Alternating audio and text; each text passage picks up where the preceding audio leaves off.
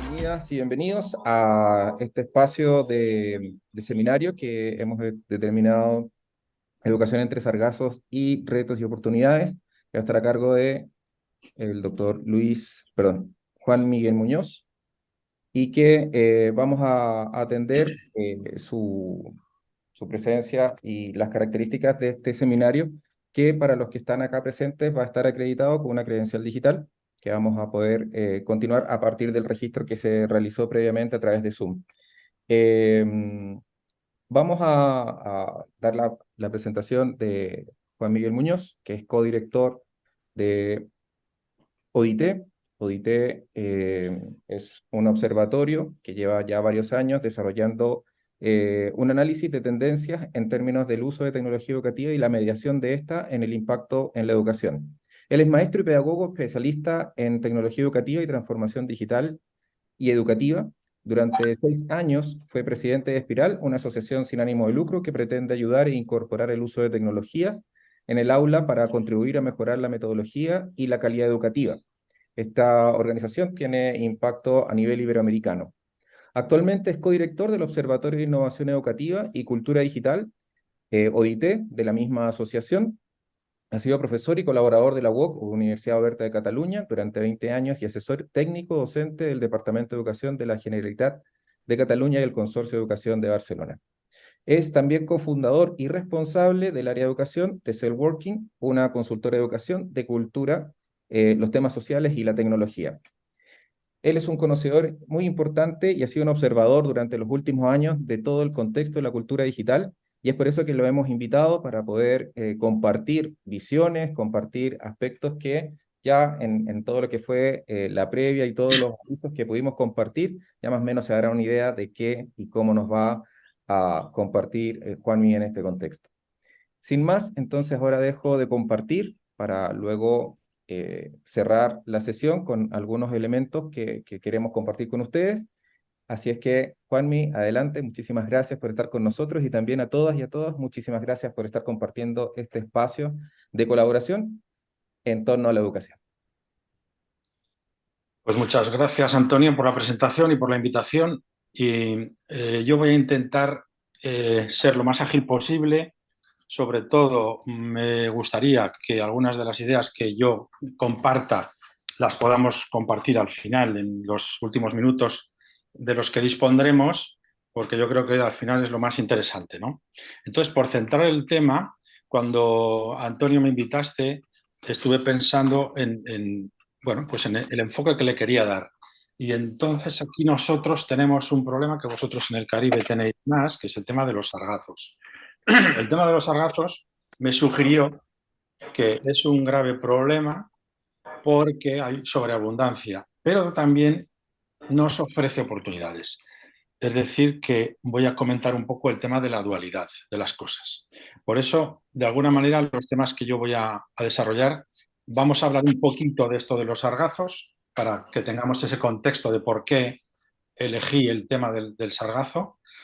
Hablaremos de la sociedad actual, pues un poquito cuáles son las características, los rasgos más comunes, diferenciales, y cómo es y cómo somos.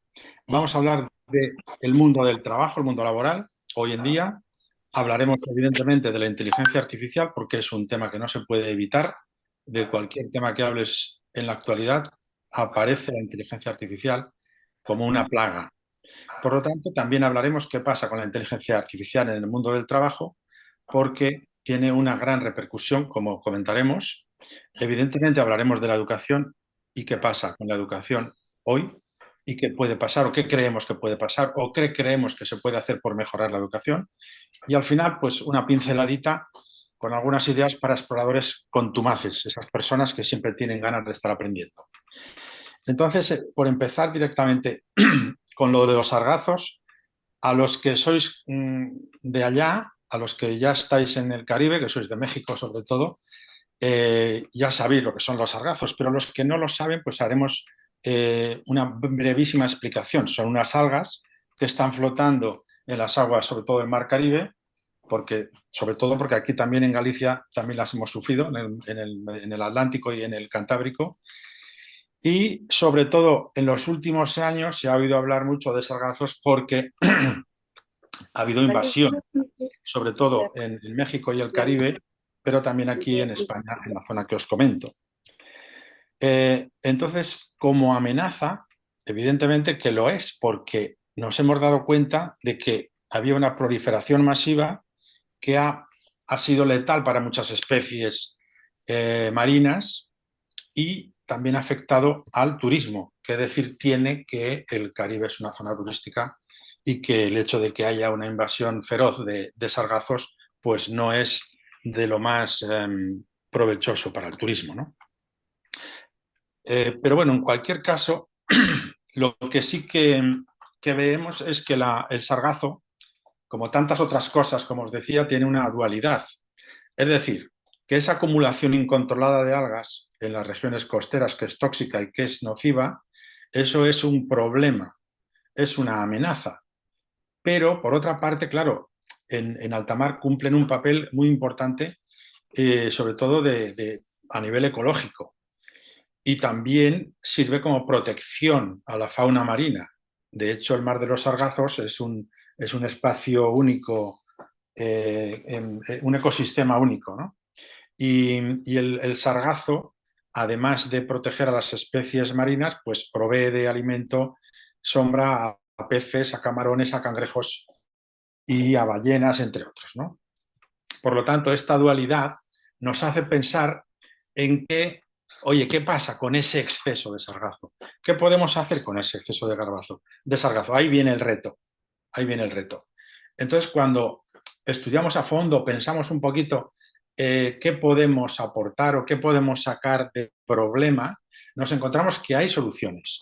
Y en el caso del sargazo, entre otras que he encontrado y que he leído, pues se puede hacer papel reciclable, se puede hacer bloques de construcción, bioplásticos, fertilizantes, pintura, cosméticos, etcétera, etcétera.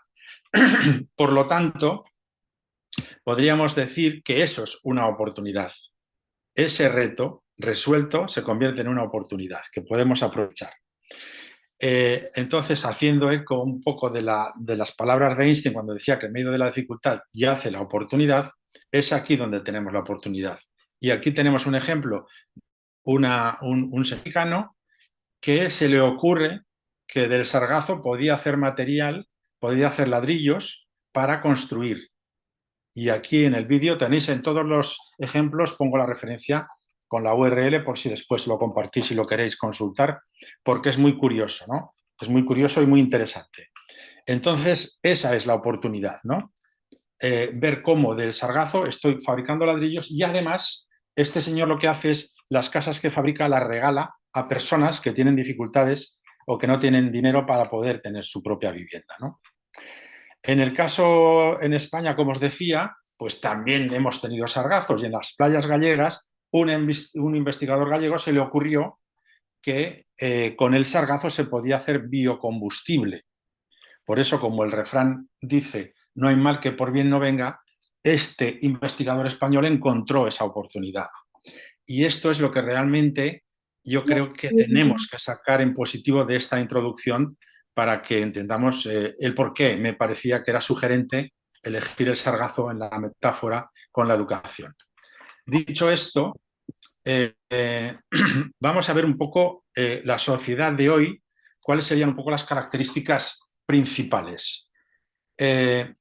Si miramos a nuestro alrededor, si miramos qué es lo que pasa en el mundo, nos daremos cuenta que hay características que son comunes en todo el mundo. Quiero decir que no podemos prescindir de ellas, ¿no?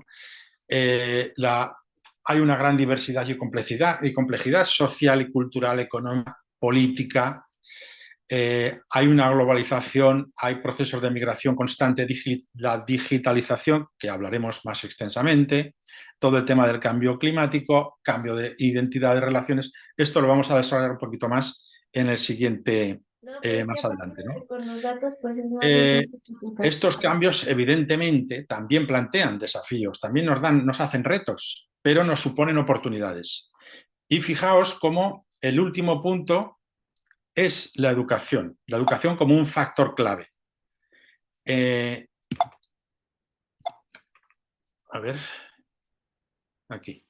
La educación como factor clave para afrontar esos retos y sobre todo porque lo que nos hace es entender que tenemos que formar ciudadanos libres, creativos, que sean críticos sobre todo, que sean críticos y más en esta sociedad que nos viene y más con lo que nos va a suponer todo el tema de la inteligencia artificial, porque va a ser un cambio muy radical que veréis que en algunos casos se pone pues, como otra gran revolución de la historia, ¿no?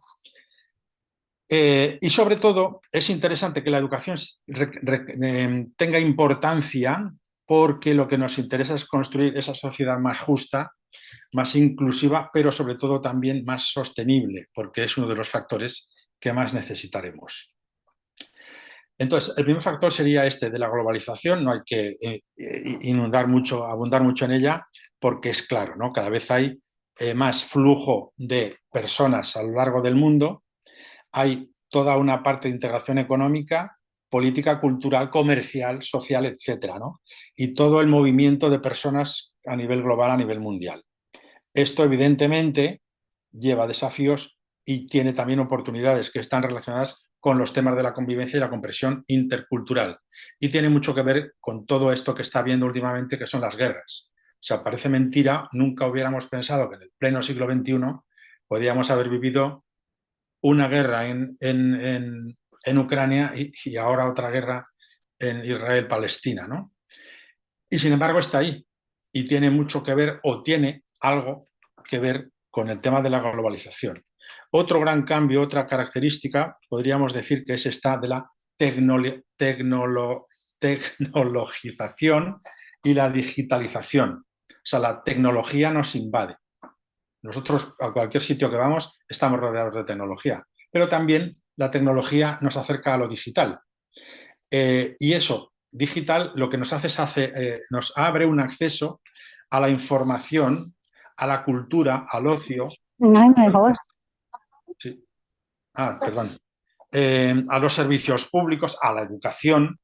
Gracias a la tecnología y gracias a la digitalización, en tiempos de pandemia se pudo, de alguna manera, subsanar un poquito el desastre que supuso tanto tiempo encerrados en nuestras casas, ¿no? E evidentemente también plantea retos y plantea desafíos, como es la brecha digital, todo el tema de la seguridad, todo el tema de la privacidad, la desinformación o la manipulación de la información, las fake news, están muy a la orden del día, y la adaptación y el acceso de manera equitativa, porque es otro de los grandes retos que tenemos en nuestra sociedad. La individualización, cada vez vamos a sociedades más individualizadas y a una mayor autonomía de las personas que requerirá de una mayor responsabilidad en la construcción de nuestra propia identidad, ¿no?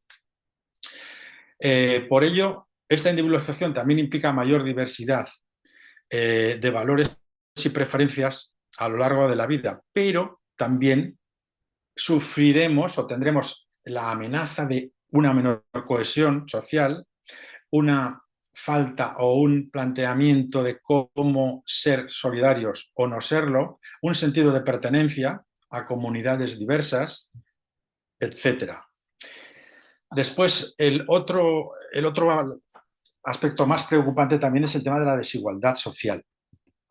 Sobre todo porque, fijaos, la ONU cifraba en 165 millones más de personas pobres en el mundo en los últimos 3 años después de la crisis. Es decir, que entre 2020 y 2023, 165 millones han caído al umbral de la pobreza. Esto es tremendo. Y no solo en los países más infradesarrollados, sino también en los países en Europa concretamente. En España, si no recuerdo mal, tenemos un 20 y pico % de personas en riesgo de pobreza o exclusión social. Es una barbaridad, es casi un cuarto de la población, ¿eh? Por lo tanto, esto es realmente una amenaza y tenemos que buscar cómo tiene que ser una oportunidad, ¿no? El tema de la sostenibilidad y la conciencia ambiental, evidentemente, que está encima de la mesa continuamente, porque el cambio climático está ahí y lo estamos viendo en las temperaturas, en las precipitaciones, en los vendavales, los terremotos. O sea, continuamente estamos oyendo noticias por todo el mundo de que algo está pasando, que la Tierra se queja. Y si la Tierra se queja es porque la estamos maltratando, ¿no? Y entonces esa concienciación y ese interés por los problemas medioambientales está en crecimiento. Es una buena oportunidad para cambiar eso, para mejorarlo y para buscar soluciones. En ese sentido, y relacionado con ello, tiene mucho que ver la participación cívica. Muchos de nosotros, cuando vemos esta foto, probablemente reconozcamos el famoso beso de Brezhnev, de la URSS y de Honecker, que era el presidente de la República Democrática Alemana, cuando todo el tema de la Guerra Fría, y es en el muro de Berlín, es una de las imágenes icónicas que todo el mundo que va a Berlín pues hace la foto delante de esta pantalla, delante de de este muro. Si preguntamos a los millennials, probablemente muchos lo conocerán, pues una foto curiosa de dos nonagenarios que se dan un beso en los labios, ¿no? Pero de alguna manera lo que está pasando es que eso ya no está en nuestra memoria histórica, en la memoria histórica de nuestra sociedad, en la memoria política, porque está habiendo cambios en el tema de la participación política, y en el aumento de la participación en otras plataformas que mayoritariamente son digitales. ¿Cuántos de nosotros conocemos organizaciones que nos piden firma para causas sociales, para resolver problemas sociales, para parar la guerra, para parar el hambre, para una campaña sobre la paz en el mundo, etcétera, etcétera, ¿no? Y este es precisamente un cambio de modelo. Pero también hay cambios en la familia y son muy sustanciales. Se está cambiando en los modelos tradicionales familiares, que era un papá, una mamá y tenían hijos. Hoy en día hay papás y mamás que tienen hijos, pero también hay papás con papás que tienen hijos, papás que tienen hijos solos, mamás que tienen hijos solos y mamás que tienen hijos. O que no tienen hijos y viven en pareja. Quiero decir, el modelo de familia se ha roto. O si no se ha roto, ha evolucionado a otra forma que no tiene nada que ver con lo que se conocía, ¿no?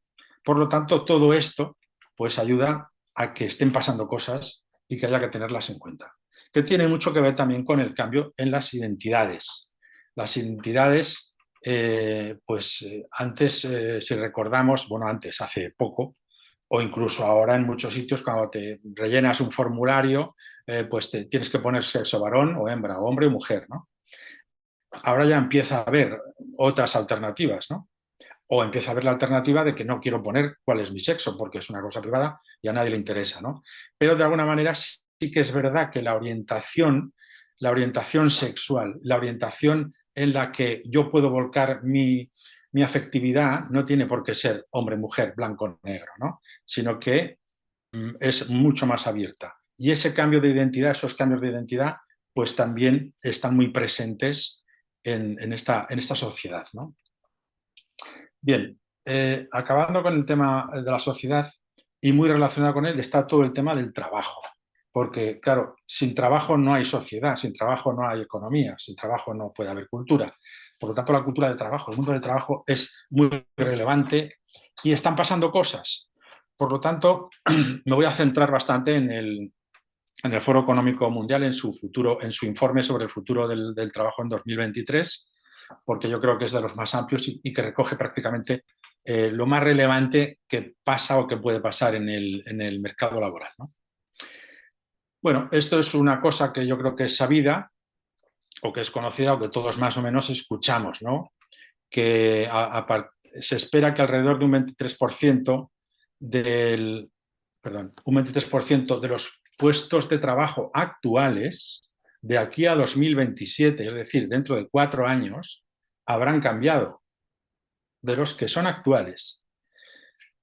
Y habrá la creación de 69 millones de trabajo, pero se eliminarán otros 83 millones. Es decir, vamos a tener un déficit de 14 millones de puestos de trabajo.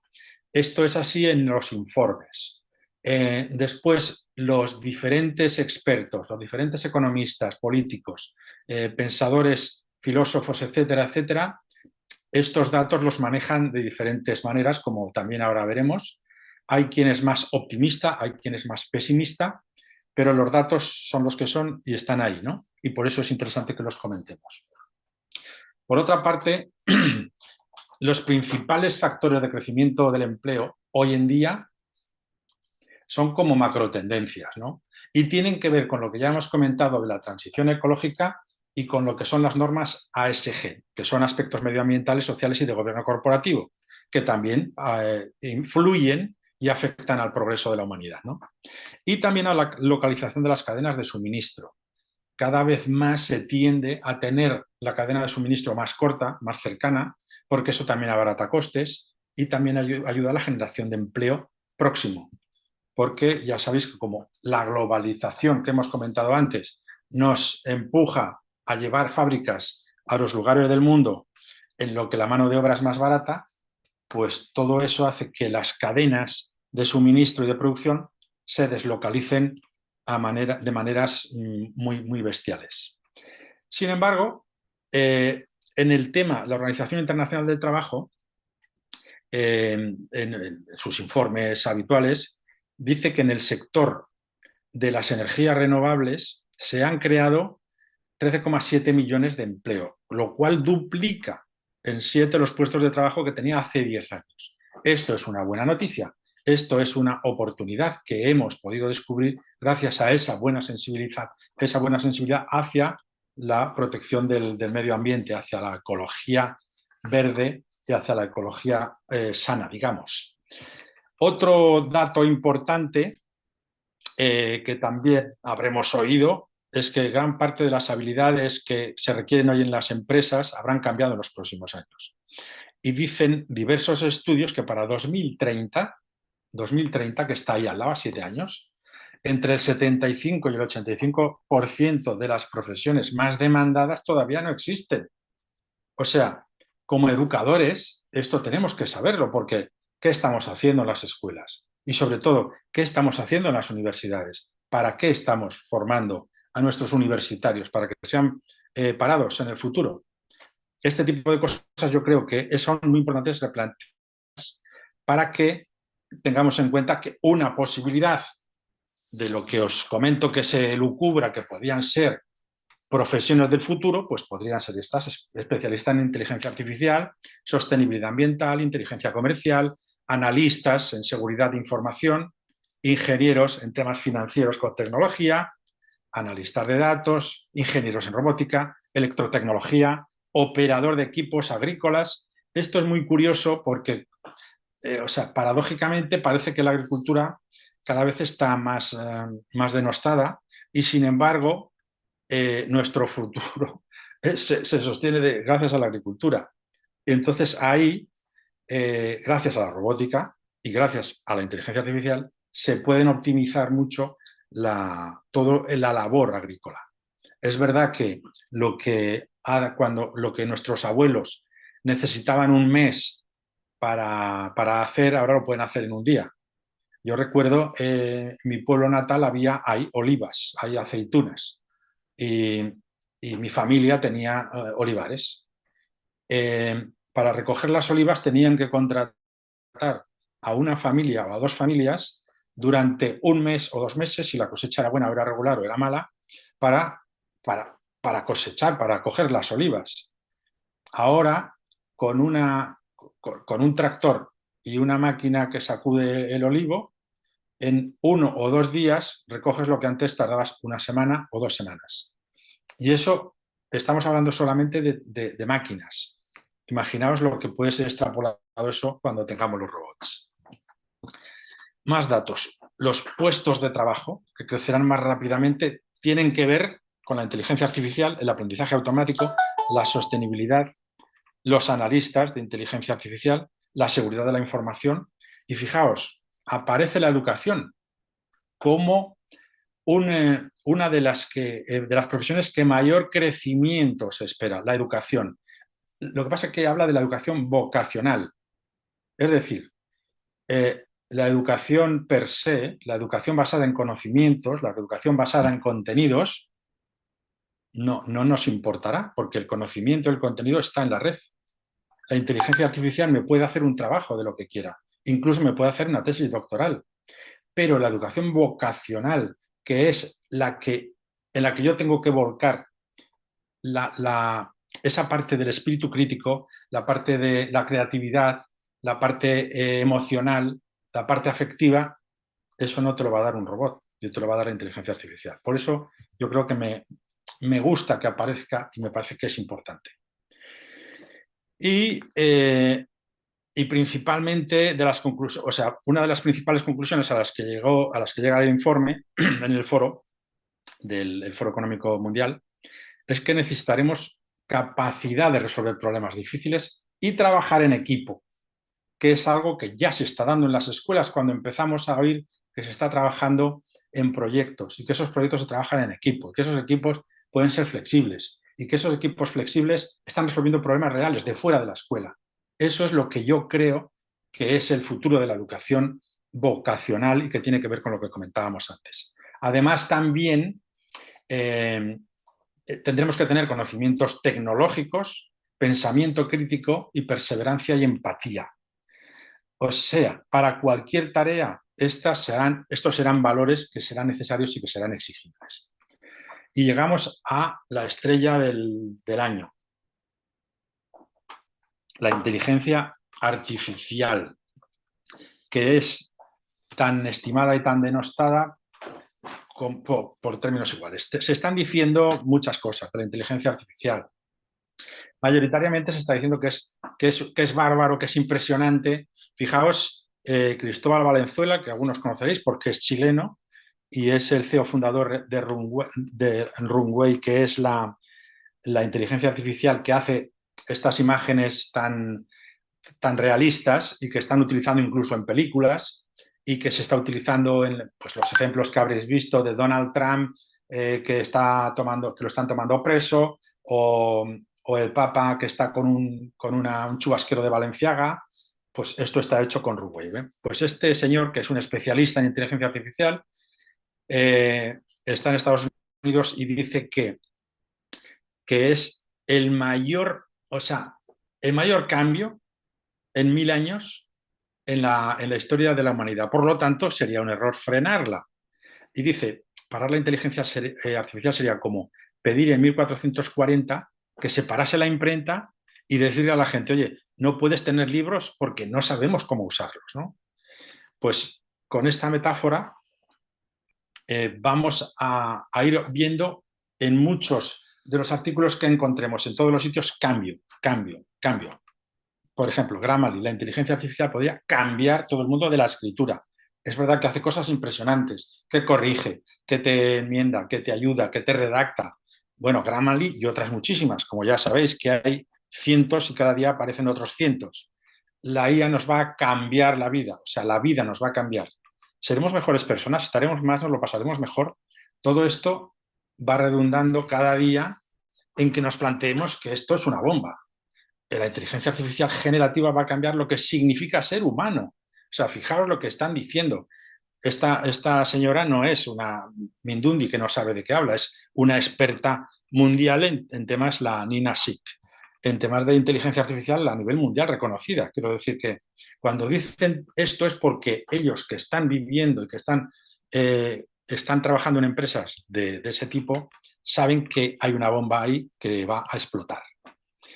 Bueno, sin embargo, claro, la inteligencia artificial está muy bien, todo es fantástico, pero claro, hay que ver también la parte un poco, no digamos oscura, pero sí que tiene alguna amenaza que hay que resolver, porque no es solo todo lo que reluce. Entonces, si nos preguntamos, bueno, ¿realmente nos va a cambiar la vida? Pero si antes hay que resolver problemas. ¿Qué problemas hay que resolver? Pues uno muy importante, que como dice, Cristiano Amon es el CEO de Qualcomm, que sabéis que es uno de los fabricantes mundiales más importantes de fabricación de chips, ¿no? Y dice que este nuevo tipo de búsqueda, que es lo que utiliza ChatGPT y otros buscadores y otras inteligencias artificiales, es 10 veces más cara que la tradicional. Sin embargo, luego dice, bueno, a pesar de ello, la inteligencia artificial va a estar hasta en la sopa. Y pone algunos ejemplos, dice, ahora mismo ni con toda la capacidad instalada en todos los centros de datos del mundo podríamos hacer frente a una nueva era dominada por herramientas como ChatGPT. Hoy ya están pensando en soluciones alternativas tan impresionantes como utilizar la capacidad de procesamiento de nuestras máquinas, de nuestros dispositivos, de los usuarios. Nosotros como usuarios decimos, pues esto de ChatGPT, Bard, Copilot, todo esto es gratis, qué bien, ¿no? Pero claro, pasará que en algún momento esto tendrá que acabarse de ser gratuito, porque fijaos lo que gasta OpenAI en ChatGPT, son $700.000 cada día. O sea, de cada búsqueda que hacemos se está gastando 36 céntimos. Y luego también hay las personas que están viendo esa amenaza desde la experiencia, porque aquí tenemos, por ejemplo, el Mustafa Suleyman. Este fue el fundador de la... ¿Cómo se llama? Bueno, es el CEO de la inteligencia artificial de Google, pero fue el fundador de la empresa que ahora no me sale el nombre, pero luego ya me saldrá. Bueno, lo que viene a decir es que tenemos que tener cuidado porque la inteligencia artificial nos trae muchas amenazas. Tenemos que tener cuidado porque tenemos que saber lo que va a cambiar. No estamos preparados como sociedad, ni cultural, ni política, ni económicamente, ni tecnológicamente. Y la próxima década estará marcada por cambios impresionantes y poderosas innovaciones. Yo el libro no lo he leído el resumen. Lo tendré que leer con detenimiento, pero me parece que es importante y es interesante leer desde el punto de vista de una persona. Es el fundador de DeepMind, esto es. Y que tiene una visión muy preclara sobre todo lo que está pasando. Y después, pues claro, en este sentido, ahora acaba de ser aquí en Europa, hemos tenido la primera cumbre mundial sobre inteligencia artificial, que se han reunido pues dirigentes de todo el mundo, pues prácticamente todos los europeos, pero bueno, había 28 países trabajando juntos. Estaba Kamala Harris, estaba Antonio Guterres, estaba Ursula von der Leyen, que es la presidenta europea, estaba el Sunak, el primer ministro de Gran Bretaña, etcétera, etcétera, ¿no? Todos vienen a hablar un poco de cómo esto hay que regularlo, de cómo cuidado, de que es un potencial gigante, pero que como países, como sociedad, todo esto hay que regularizarlo y tenemos que tenerlo muy encima de la mesa de todo lo que como país o como países tienen que plantearse. Entonces, dicho esto, vamos a ver qué pasa con la inteligencia artificial y el trabajo. Como podéis suponer, la inteligencia artificial en el trabajo tiene una impresionante influencia.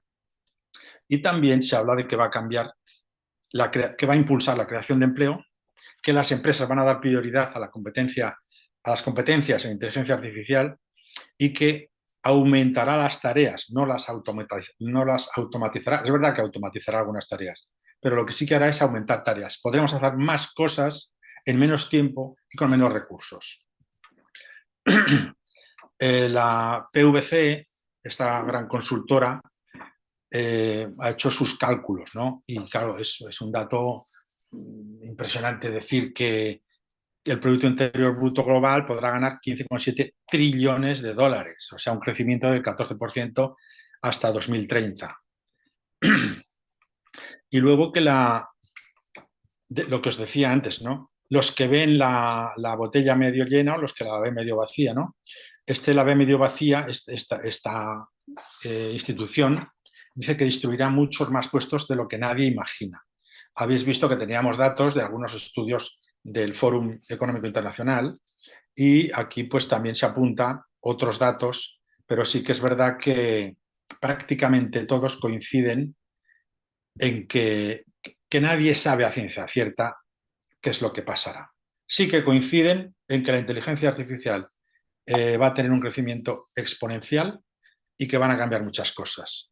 La dimensión de esos cambios, ahí ya yo creo que es mucho más difícil en que se pongan de acuerdo porque no, lo que os comentaba, la consultora PwC dice que sí va a crear puestos de trabajo. Claro que va a crear. Ya veremos en qué condiciones y de qué características. En definitiva, esta IA, que es una advenediza que ha venido aquí de nuevas, en plan chulito, dice que lo va a cambiar todo. Y bueno, pues sí que está cambiando cosas y las va a cambiar. Y aquí el Future of Humanity Institute de la Universidad de Oxford ha realizado un estudio con 352 científicos. Y estos 352 científicos han llegado a algunas conclusiones que comento muy rápidamente. Son datos. En 2024 la inteligencia superará a la humana en traducir idiomas. En el 26 serán capaces de hacer un comentario de texto mejor que los alumnos de bachillerato. En el 27 será más seguro que conduzca un camión una máquina que lo haga una persona, porque además reducirá la tasa de accidentes. La superará, perdón, superará a los vendedores humanos en 2031. En el 49 serán capaces de escribir bestsellers. O sea, esto los escritores deben estar temblando, porque imagínate que yo esto también lo pongo en cuarentena, pero claro, fijaos que son 352 personas, científicos, que están estudiando esto y que han hecho esta previsión o han pensado que podría pasar esto. Y en 2053, incluso en los quirófanos, los robots van a ser capaces de operar y las cirugías con mayor seguridad que las personas humanas. En 2057 incluso podrán investigar, podrán hacer sus propias investigaciones. Como cosa anecdótica, simplemente estas imágenes que habéis visto, me parecía que era más rápido crearlas con Copilot que buscarlas en Internet. Y estas 6 imágenes que habéis visto las he creado con Copilot de manera súper rápida y pidiéndole lo que quería, más o menos, pim pam, y ahí las tenéis. Entonces, lo que la inteligencia artificial no va a poder cambiar, porque sí que va a haber muchas cosas que nos quiten, pero otras va a ser muy difícil. Es poco probable que pueda haber, que nos quiten empleos que requieran habilidades como juicio, creatividad, destreza física, inteligencia emocional. Por lo tanto, puede haber mayor crecimiento en empleos para operadores de equipos agrícolas, conductores de camión, autobuses, profesores de educación vocacional, lo que os decía antes, de la vocación, según el estudio de empleo del Foro Económico Mundial. Y las habilidades más demandadas, pensamiento analítico, empatía, escucha activa, liderazgo, influencia social. Por lo tanto, si decimos qué amenazas, resumiendo, amenazas de la inteligencia en el trabajo, de la inteligencia, destrucción de empleo, obsolescencia de competencias, prejuicios y discriminación.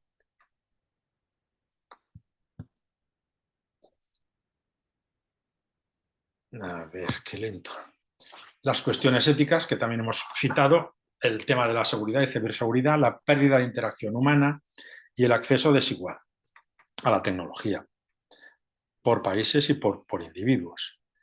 Pero, sin embargo, hay oportunidades. Los sargazos también se pueden aprovechar para otras cosas. Podemos conseguir mayor eficiencia porque nos va a permitir automatizar muchas tareas, lo que decíamos antes, mayor precisión, o sea, que te opere un robot o que te opere, ya hay robots que operan, ya lo sabéis, el Da Vinci este famoso, de una precisión nanométrica, ¿no? Pues aquí pasaría un poco lo mismo en otros sistemas, en cadenas de producción. Mejora en la toma de decisiones, ahorro de costes, mejora de la experiencia del cliente, mejora y complementa las habilidades humanas y todo el tema de supervisión de procesos para mejorar la productividad, controlar los recursos y mejorar la eficiencia. Y entonces ya pasamos a lo que sería la educación o cómo creemos que la educación puede estar involucrada en este cambio de época tan relevante. Hay un tema previo que la educación es como un gran buque. Yo siempre me lo imagino como un gran buque como de estos cargueros, en el que lleva cargas de todo tipo, en distintas estructuras, almacenes de distintos colores, unos pesan más, otros pesan menos, unos llevan papel, otros llevan tecnología, otros llevan comida, y ese barco va todo unido y va hacia adelante. Pero hay una cosa que es común a todos los sistemas educativos. Este puede ser el sistema educativo de México, otro barco gigantesco podría ser el sistema educativo de Estados Unidos, otro podría ser el de España, de Ecuador o de Chile. Pero todos, de alguna manera, tienen una característica común, que es la inercia educativa. Es decir, cualquier cambio que tú quieres hacer en ese barco, solo que quieras girar 15 grados, tú no giras como en el coche al volante y se gira a la izquierda. Tú giras y el barco va poco a poco va moviéndose y desplazándose hacia la izquierda o hacia la derecha. Si tiene que cambiar de rumbo y dar la vuelta, imagínate, no te quiero ni contar, ¿no? Entonces, este tema de la inercia es un tema que hay que tener muy presente porque los cambios en la educación son siempre muy lentos. Se dice que cuando queremos hacer un proceso de transformación educativa en una institución, no podemos ver de un año para otro, de un curso para otro, esos cambios. Necesitaremos como mínimo para ver algo, son 7 años, 7 cursos. Y esto es una de las cosas que ha pasado siempre a lo largo de la historia, ¿no? En educación también. Konrad Gessner, después de la invención de la imprenta, este tipo, que es un personaje curioso, que entre otras cosas descubrí el otro día que es el inventor del lápiz de grafito, en 1545 decía que la abundancia de libros es confusa y dañina para la mente.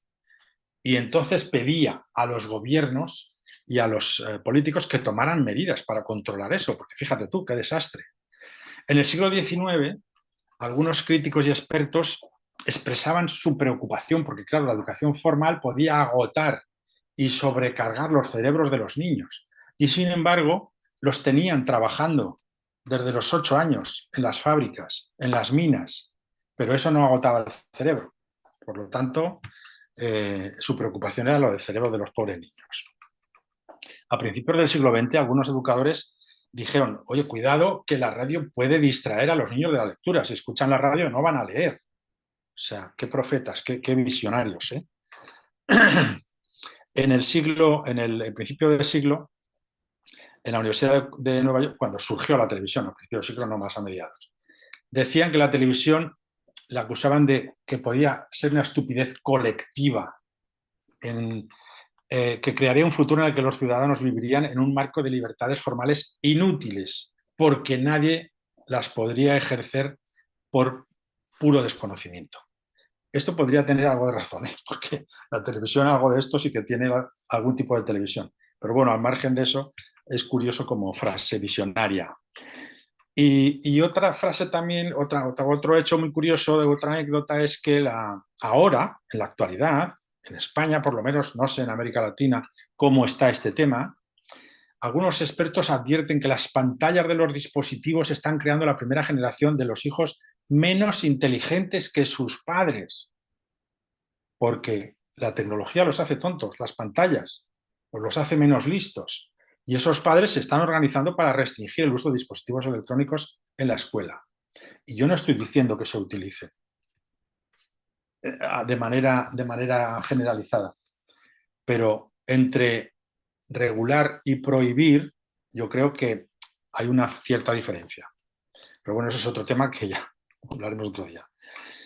En cambio, para contradecir esto, pues, a ver, también hay estudios de todo. Como ya sabéis que hay estudios y tesis de cualquiera de estos temas, pues hay un estudio que dice que el uso de la pantalla en los niños, contrariamente a lo que se piensa que es totalmente nocivo y malísimo, el uso de las pantallas de los docentes son pequeños. O sea, no hay datos, no hay evidencias de que sea nada grave, de que pase nada, y en cualquier caso, lo que sí que se ha visto es que ver televisión con los padres aumenta la capacidad de lectura y escritura, y el uso de pantallas para usos educativos con la realidad aumentada tiene efectos positivos en el aprendizaje. ¿Quiere decir esto? Pues lo de siempre. ¿La tecnología es buena o es mala? ¿Las pantallas son buenas o malas? No. Lo que es bueno o malo es el uso que se hace de esas pantallas, de esa tecnología. Este es un trabajo, fijaos, que tiene mucha miga porque recoge resultados de 2.451 estudios y tiene casi de 2 millones de participantes menores de 18 años. con tantos datos, al final los autores tienen que concluir que el uso de pantallas se asocia con riesgos y algunos beneficios, pero en cualquier caso los efectos son pequeños, por lo tanto no es relevante. Entonces, otro de los informes interesantes de nuestras instituciones más relevantes del mundo, la UNESCO. La UNESCO viene a decir, bueno, hay que hacer una... ¿Qué os pasa? Hay que hacer una reforma radical, porque los métodos actuales no sirven. Y esto tiene mucho que ver con que estos métodos actuales de enseñanza-aprendizaje están desfasados, o sea, ya no responden a las necesidades y a la realidad del mundo actual, y por lo tanto lo que están haciendo ya no es que no funcionen, es que son contraproducentes, es lo contrario de lo que se pensaría que tendrían que hacer. Y aquí viene muy al caso el Zygmunt Bauman, que sabéis que murió hace unos pocos años, el filósofo francés, que dice que estamos en un mundo líquido, ¿no? Y en este mundo líquido las relaciones son líquidas, y también la educación. Y la educación líquida es aquella, la que tenemos nosotros que tener en cuenta, que prepara a las personas para vivir en la incertidumbre, afrontar lo desconocido y adaptarse constantemente a un mundo en cambio. Cuando nosotros estudiábamos, cuando nuestros abuelos estudiaban, te aprendías un libro que era más o menos gordo, que era la enciclopedia, y con eso ibas a trabajar ya y eso ya tenías para toda la vida. Hoy no. La formación hoy es formación a lo largo y a lo ancho de la vida. Es formación permanente y no en la empresa. Tú antes eras ingeniero, acababas ingeniería y te ibas a trabajar de ingeniero. Eras maestro, con lo que habías estudiado en la carrera, te ibas a trabajar de maestro. Hoy no. No hay ninguna profesión que tú puedas acabar la carrera y empezar a trabajar solo con lo que has estudiado en la carrera.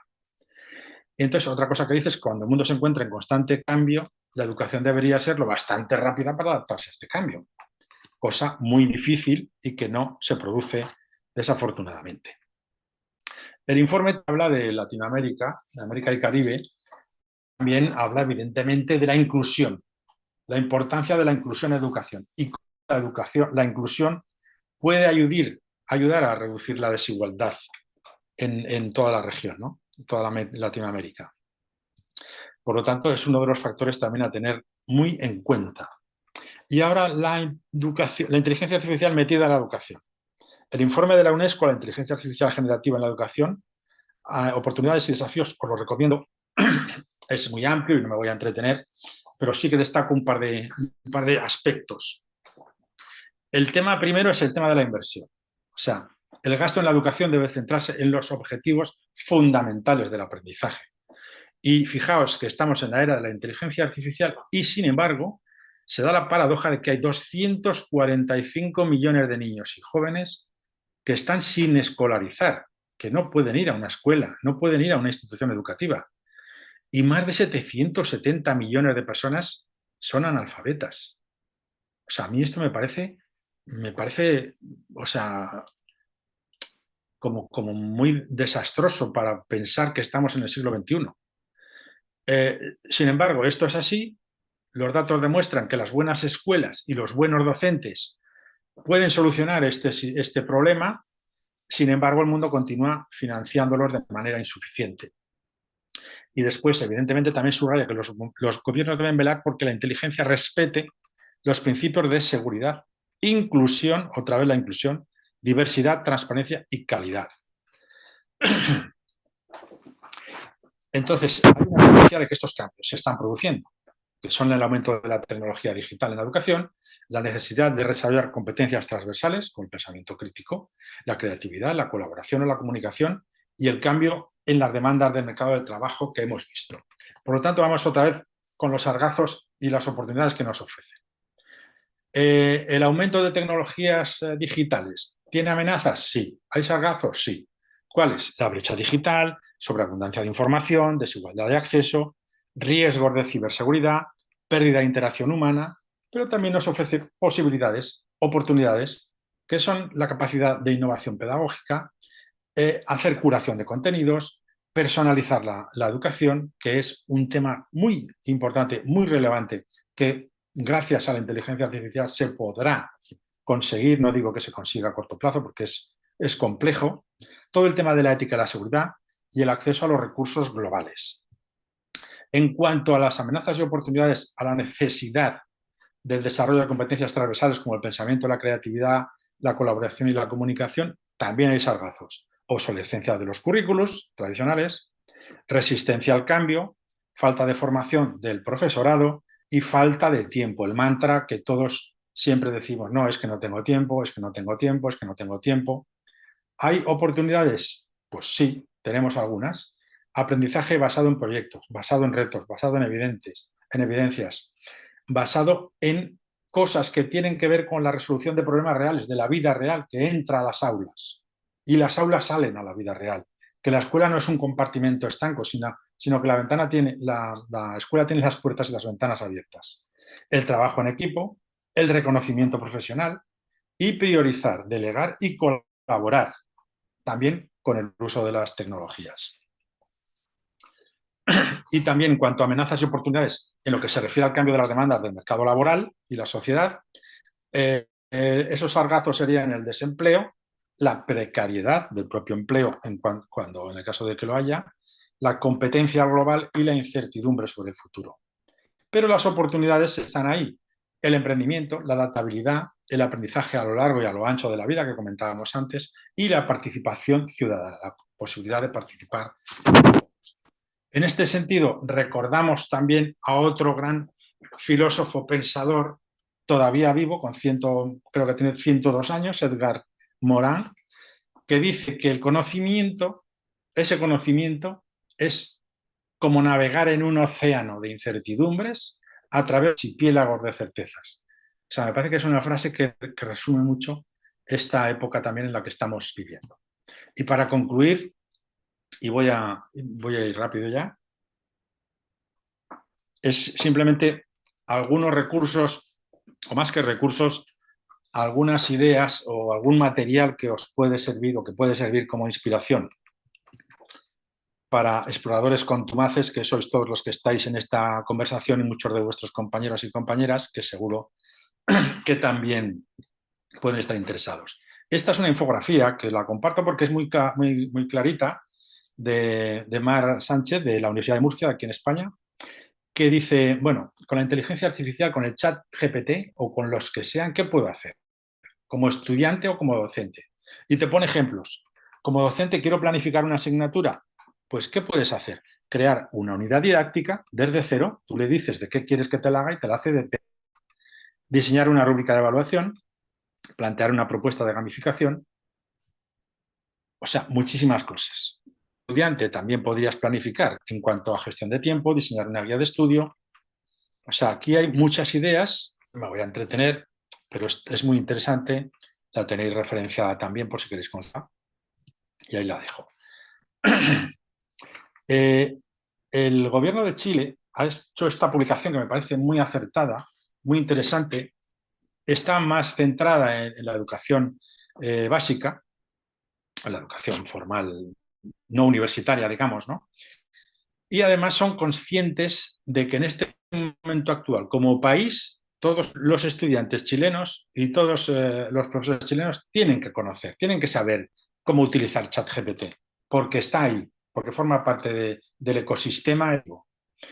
Y saben que son conscientes de que están trabajando con una versión, en este momento era la 3.5, porque creo que esta publicación es de ahora, de abril, me parece, de este año, y si no, si me equivoco, corregirme los chilenos. Pero bueno, está muy bien, ahí tenéis el enlace y el código QR si queréis descargarla y yo os la recomiendo porque seguro que os resultará inspiradora. Muy parecida, pero para la educación universitaria, tenemos la publicación de la UNESCO, que es esta herramienta del ChatGPT, inteligencia artificial en educación superior. Lo mismo, pero pensando en educación superior.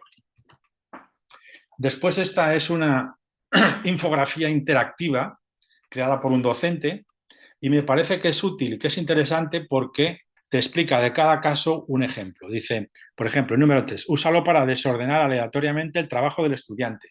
Entonces, tú, en la inversión interactiva que tenéis en el código QR y en la URL, cuando pinchas al número 3 te sale el ejemplo y lo ves realmente como es, como lo ha hecho.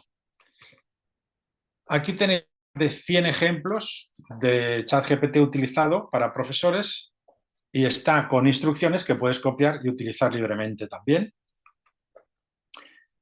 Y esta última es la rueda de la pedagogía de la inteligencia artificial, es un poco la taxonomía de Bloom, en un círculo adaptada a qué podemos hacer en cada cosa con cada herramienta, ¿no?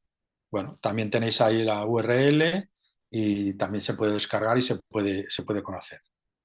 Entonces, por acabar ya, y una cosa que yo creo que es fundamental, aparte de todo lo dicho, del mercado laboral, de los sargazos, de la importancia de la inteligencia artificial, lo más importante con inteligencia artificial o sin inteligencia artificial es que sepamos, que recordemos siempre que el niño es el protagonista de su propio aprendizaje. El niño, el alumno, la persona que va a aprender. Y que la escuela debe ser el lugar donde los niños disfruten, donde los niños quieran ir, como dice Francesco Tonucci.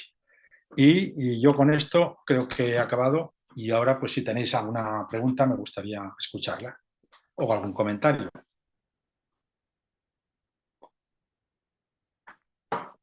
Creo que me he pasado un poquito, pero los fallos técnicos han sido culpables. Muchísimas gracias, Juanmi. Interesantes enfoques. Me consultaban acerca de la presentación, si iba a quedar disponible. Eh, a ver si luego nos comenta sobre eso. Estoy viendo si es que hay alguna pregunta dentro del grupo de chat. No hay ninguna en particular, más que la que comentaba. Eh, Queda como a libre, si es que alguien quisiera hacer una pregunta desde el público para poder cerrar la sesión del día de hoy. No sé si hay alguien que quisiera levantar la mano para poder liberarle el micrófono y comentar, hacer algún comentario o, ay, perdón, estoy sin cámara, para hacer algún comentario o para hacer directamente una pregunta. Si es que hay alguna.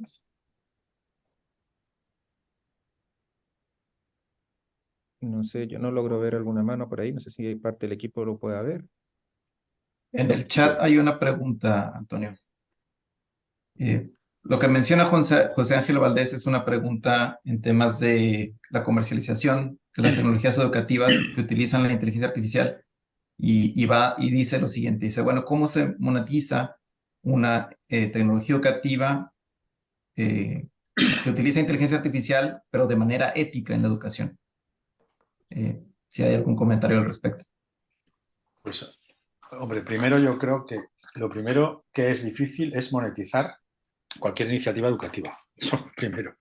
Porque en educación todo parece que tiene que ser gratis. Pero bueno, aparte de esto, de manera ética, o sea, la complicación siempre es económica, porque cualquier plataforma, cualquier uso que quieras hacer de la inteligencia artificial es carísimo.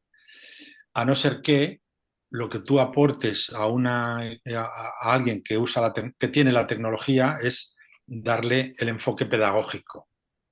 ¿Y cómo utilizarlo de manera ética? Pues sería en función siempre de la realidad del propio alumnado. O sea, normalmente cualquier aplicación educativa que tú encuentras en el mercado tienes una licencia que pagas, X dinero, X dólares o X euros en nuestro caso, ¿no?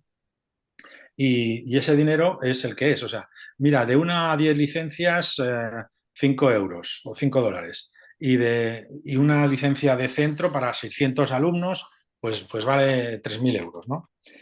Entonces yo creo que para que eso pueda ser realmente ético y pueda ser realmente útil y cercano es llegar a pactos económicos. Es decir, vosotros en una escuela de un pueblecito o de una aldea remota que casi no tienen ni internet, muy difícilmente les vas a poder pedir nada. O sea, tendrías que adaptar a la realidad de cada situación económica. Es difícil, es muy difícil. Pero bueno, en cualquier caso, yo creo que fórmulas, a ver las haylas, lo que hay que encontrarlas. No te puedo ser mucho más específico porque no tengo esa experiencia, ¿no? Muchas gracias, Juanmi. Damos la palabra a Domingo, que sería la última pregunta en función del tiempo, que ya nos hemos pasado un poquitito. Domingo. Sí, buenas tardes. Bueno, desde México. Me surgen varias inquietudes.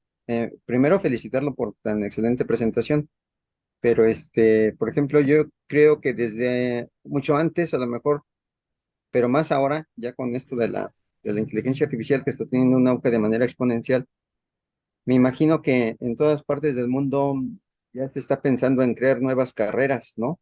En lo que es el ámbito educativo. Bueno, digamos, en México ya por ahí he recibido algunas encuestas donde así como que se nos pregunta para conformar el plan curricular, pero me imagino que también igual en otros espacios, también igual, o si no es que ya tienen hasta este desarrollo, ¿no? Ujú. Realmente es sorprendente todas las herramientas tecnológicas con las que se cuenta hoy en día, porque un trabajo que llevaría 24 horas, ahora son cuestiones de segundos el poderlo desarrollar. Como bien decía hace rato, la imagen, ¿no? Que nos mostraba.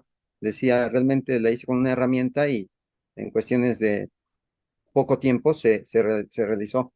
Surgen muchas inquietudes, ¿no? Porque por ahí surge también igual la parte de los valores, la ética, que precisamente la UNESCO también está ahí tomando cartas en el asunto, pero pues hoy en día igual ya se pasa de una imagen a texto, viceversa, inclusive ahora ya también video, y no nomás eso, también la voz, ¿no? Entonces Ujú. realmente sí es muy sorprendente todo lo que se está gestando ante esto.